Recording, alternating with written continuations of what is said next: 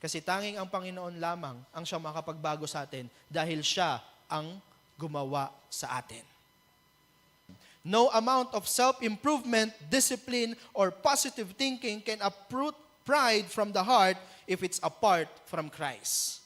Walang self-improvement, walang discipline, or walang positive thinking, di ba? Na makakapagtanggal ng pride sa puso mo, aside if you are in Christ. If Christ would transform you, if Christ would sanctify you. Opo, yung bitterness, yung jealousy, yung self-improvement, discipline na hinahanap mo, hindi mo magagawa yan kung wala ka kay Kristo.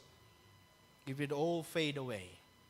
But if you are in Christ, it will definitely stand. Bakit? Kasi tanging ang Panginoon lamang ang siyang makapagbago sa atin dahil siya ang gumawa sa atin. Di ba?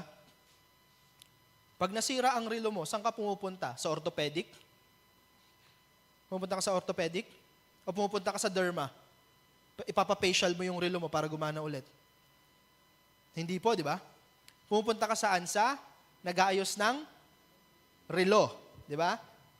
Pag nabalian ka ng buto, pumupunta ka sa nagre-relo?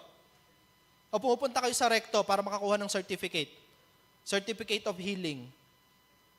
Hindi po, di ba? Saan ka pumupunta? Sa BGC? Hindi, di ba? Sa orthopedic ka pumupunta.